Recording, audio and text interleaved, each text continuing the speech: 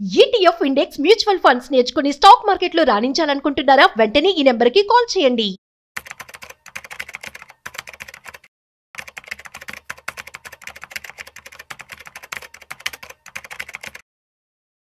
Bulk deal and black deal అంటే ఏంటి?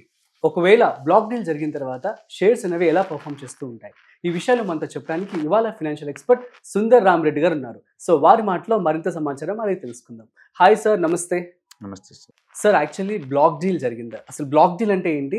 Bulk deal అంటే ఏంటి? బ్లాక్ డీల్ అంటే మినిమం 10 కోట్ల వర్త గల స్టాక్స్ ఒక హ్యాండ్ నుంచి ఇంకొక హ్యాండ్ మారింది అనుకోండి, ప్రైవేట్ గా, దాన్ని మనం బ్లాక్ డీల్ అంటాం. ఓకే. ఇక్కడ ప్రైవేట్ గా అంటే మీనింగ్ ఏంటంటే వాళ్ళ కోసం మార్నింగ్ 8:45కి ఎక్స్చేంజ్ ఓపెన్ అవుతుంది. అది పబ్లిక్ ని అలో చేయరు కదా ఆ టైంలో. సో 8:45 నుంచి 9 లోపే ట్రాన్స్ఫర్ అయిపోతాయి స్టాక్స్ ఒకరికి. ఓన్లీ ఫర్ ప్రైవేట్ మనం బ్లాక్ అంటాం. అంటే ఇద్దరు ప్రైవేట్ గా అనమాట, పబ్లిక్ ని అలో చేయరు ఆ టైంలో. అందుకని మనం వన్ డే ముందు ఎక్స్చేంజ్ కి ఇన్ఫార్మ్ చేస్తాం కాబట్టి పబ్లిక్ అందరూ తెలిసిపోద్ది రేపు పలానా బ్లాక్ డీల్ జరగబోతుంది అనే విషయం ఈరోజు తెలిసిపోద్ది. అంటే ఇద్దరు పెద్ద ప్లేయర్స్ ఎక్స్చేంజ్ చేసుకుంటే స్టాక్స్ ని, వాటిని బ్లాక్ డీల్స్ అంటారు. బల్క్ డీల్స్ అంటే అలా కాదు, లైవ్ మార్కెట్ లో పెద్ద పెద్ద కాంట్రాక్ట్ ట్రాన్స్ఫర్ అయిపోతుంది ఒకరి నుంచి ఒకరికి, వాటిని బల్క్ డీల్స్ అంటారు. పబ్లిక్ కూడా ఇందులో ఇన్వాల్వ్, ఎవరైనా ఇన్వాల్వ్ అవుతుంది. పబ్లిక్ ట్రాన్స్ఫర్ అయిపోతాయి అంతే. అంటే మార్కెట్ లైవ్ లో ఉన్నప్పుడు. ఒకటేమో మార్కెట్ డిస్టర్బ్ అవ్వకూడదు అని చెప్పేసి మార్కెట్ లైవ్ కన్నా ముందే దాన్ని బ్లాక్ డీల్స్ అంటారు.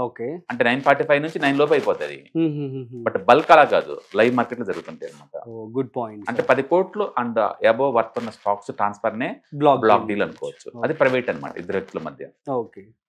బల్క్ అట్ట కాదు, పబ్లిక్ లో కాబట్టి పబ్లిక్ నడుస్తుంది, లైవ్ మార్కెట్ నడుస్తుంది. ఏదైనా సరే అవి జరుగుతుంది అంటే మీనింగ్ ఏంటంటే ఒక పెద్ద ప్లేయర్ ఎవరో ఇంట్రెస్ట్ చూపెట్టినట్లు లెక్క అనమాట. ఓకే.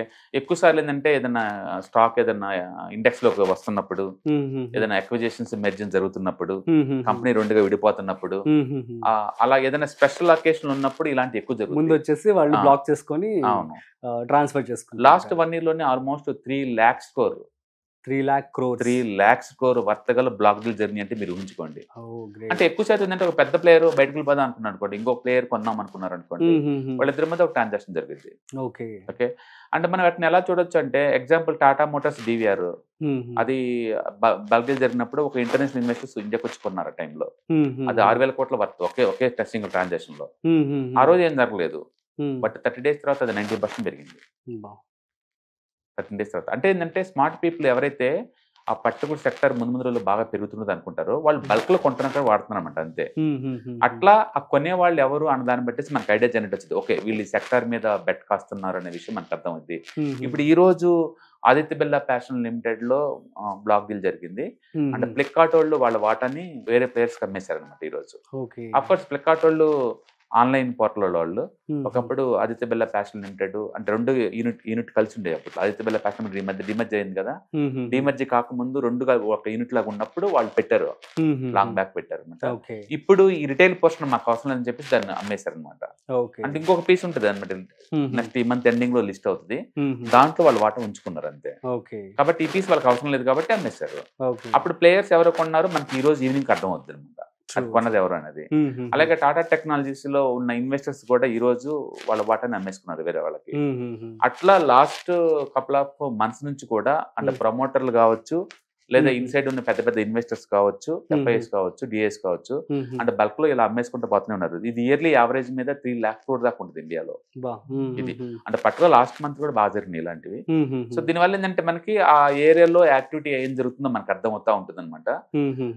సో బేసిక్గా ఇటు వల్ల ఏంటంటే మన క్లూ ఏంటంటే వచ్చే ప్లేయర్ పెద్దలు కనుక అయితే వాళ్ళు ఫ్యూచర్ లో పాజిటివ్ థింగ్స్ ఎక్స్పెక్ట్ చేస్తున్నారు కాబట్టి ఎంటర్ అవుతున్నారని మనం అనుకోవచ్చు. సో మరి దీనివల్ల ప్రమోటర్స్ ఎవరైతే ఉన్నారో వాళ్ళకి కావచ్చు, లేదంటే ఆ షేర్స్ అను అప్పుడు ఎలా వర్క్ అవుతాయి అంటే ఏమని చెప్తారు? అంటే బేసికల్ గా నా డిమాట్ అకౌంట్ నుంచి మీకు డిమాట్ అకౌంట్ ట్రాన్స్ఫర్ అవుతాయి, అంత బ్లాక్ అంటే ఏం లేదు. ఇన్స్టిట్యూషన్ నేమ్స్ మారుతాయి, బట్ క్వశ్చన్ ఏంటంటే మార్కెట్ ఏ కండిషన్ లో ఉన్నప్పుడు ఎందుకు వీళ్ళు కొంటున్నారు అనేది ఇంపార్టెంట్ అనమాట. దానివల్ల పబ్లిక్ వాళ్ళు మరి ఆలోచించవచ్చు కదా. సో వాళ్ళకి ఐడియా అయితే జనరేట్ అవుతుంది. ఫర్ ఎగ్జాంపుల్ ఇండియాలో షిప్పింగ్ ఇండస్ట్రీ చాలా పాజిటివ్ ఉంది. అండ్ లాస్ట్ ఇయర్ స్వాన్ ఎనర్జీలో and BlackRock world number 1 Vanguard and BlackRock రెండే టాప్ లో ఉంటాయి వరల్డ్ మొత్తం మీద బిగ్గెస్ట్ ఏఎంసీస్ అంటే. True. అది ఒక్కొక్కటి 100 లక్షల కోట్లు మేనేజ్ చేస్తారు పబ్లిక్ మనీని, అంత పెద్ద కంపెనీస్ అయ్యి. 100 లక్షల కోట్లు. అవును, ఇండియాలో ఉన్న ఎస్బీఐ 11 లక్షల కోట్లు మేనేజ్ చేస్తుంది పబ్లిక్ మనీ. అది ఇండియాస్ నెంబర్ 1. దీంతో పోల్చుకుంటే అది 10 రెట్లు పెద్దది, అంత పెద్ద అనమాట. ఎగ్జాక్ట్లీ. వాళ్ళు స్వాన్ ఎనర్జీలో లాస్ట్ ఇయర్ లో ఆల్మోస్ట్ 670 దగ్గర తీసుకున్నారు వాటా. ఇలా బ్లాక్ డీల్ లో తీసుకున్నారు వేరే వేరే ప్లేయర్ దగ్గర నుంచి. అంటే వాళ్ళ ఉద్దేశం ఏంటంటే ఇండియాలో షిప్పింగ్ ఇండస్ట్రీకి గ్రోత్ ఉంటుందని అనుకున్నారు వాళ్ళు, తీసుకున్నారు. స్టాక్ తర్వాత డ్రాప్ అయింది. ఇప్పుడు లైవ్ లో మనకి అది 400 కే దొరుకుతుంది. ఈ రోజు 10% పెరిగినట్టుంది, బట్ అదర్వైజ్ అయితే 430 దొరుకుతుంది నీకు అది. అంటే ఇన్స్టిట్యూషనల్ ప్రైస్ ఎప్పుడు కూడా రైట్ అని అవ్వాల్సిన అవసరం లేదు, కానీ ఆ సెక్టార్ లేదో పాజిటివ్నెస్ ఉంది కాబట్టి వాళ్ళు ఇన్వెస్ట్ చేశారనమాట. అట్లా మనకు క్లూ వస్తుంది. అందుకని పెద్ద ఇన్వెస్టర్స్ ఎవరైనా సరే బల్క్ డీల్స్ లో పార్టిసిపేట్ చేస్తున్నప్పుడు ఓకే ఇతను నోన్ పర్సన్ కాబట్టి మనం ఆ సెక్టర్ లో పెరగబోతుందని ఊహించుకోవచ్చు. మెజారిటీ టైమ్స్ లో ఏమవుతుందంటే టెంపరీగా ఆ సెల్లింగ్ ప్రెజర్ వల్ల స్టాక్స్ డ్రాప్ అవుతాయి, బట్ నెక్స్ట్ 1 month లో మళ్ళీ పికప్ అయ్యే ఛాన్స్ ఎక్కువ ఉంటుంది. ఎందుకంటే అది ఫైనాన్స్ బ్యాడ్ న్యూస్ తో పడ్డాయి కావు, టెంపరీగా సెల్లింగ్ తో డ్రాప్ అయింది కాబట్టి అది పడింది. మళ్ళీ తర్వాత రికవర్ అయ్యే ఛాన్స్ ఎక్కువ ఉంది. అందుకని ఏదైనా బల్క్ జరిగినప్పుడు ఏంటంటే అప్పుడు కార్పొరేట్ ఈవెంట్ ఏంటి, ఎందుకు జరిగింది, దీనివల్ల ఎలా ఎఫెక్ట్ అవుతున్నారు, అండ్ వాల్యూమ్స్ ఎలా పార్టిసిపేట్ చేస్తున్నాయి అని చార్ట్లు మనం చూస్తే కనుక నీకు ఛాన్స్ దొరకచ్చు. ఇంతకుముందు ఎస్బీఐ కార్డ్స్ లో కూడా ఒక ఇంటర్నేషనల్ ప్లేయర్స్ ఇలానే 5,000 కోట్లకి ఇన్వెస్ట్ చేశారు. ఆ రోజు స్టాక్ 8% డ్రాప్ అయింది. వితిన్ 1 month అది కూడా 20% పెరిగింది. అన్ని అలా పాజిటివ్ జరగకపోవచ్చు, but still there is a probability is there. ఈ బల్క్ డీల్స్ బ్లాక్ డీల్స్ వల్ల ఏంటంటే ఇన్స్టిట్యూషనల్ యాక్టివిటీ ఏ ఏరియాలో ఆపరేట్ చేస్తున్నారో మనకు అర్థమవుతా ఉంటుంది, అంటే మనకు ట్రేడింగ్ ఛాన్స్లు వస్తాయి. సో బ్లాక్ డీల్ అంటే ప్రైవేట్ ఇన్వెస్టర్స్ మధ్య జరిగేది, అండ్ మార్కెట్ ఓపెన్ కాక ముందే జరిగింది. అంటే బల్క్ డీల్స్ అలా కాదు, పబ్లిక్ మార్కెట్ లైవ్ లోకి వచ్చిన జరుగుతాయి. అది anybody can buy transfer those stocks అనమాట. పబ్లిక్ కూడా పార్టిసిపేట్ చేస్తారు. బేసికల్ పబ్లిక్ దగ్గర నుంచి కొనుక్కొని పబ్లిక్ అమ్మచ్చు అనమాట.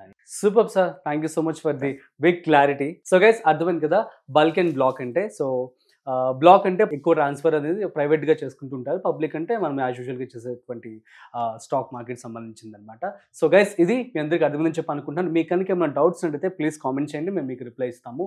సో మరొక ఇంట్రెస్టింగ్ కాంటెంట్ తో మళ్ళీ కలుద్దాం. అంతవరకు చూస్తూనే ఉండండి Suman TV. This is Rajiv signing off. Hi, markets చాలా వాలటిలిటీ ఉన్నాయని భయపడుతున్నారా?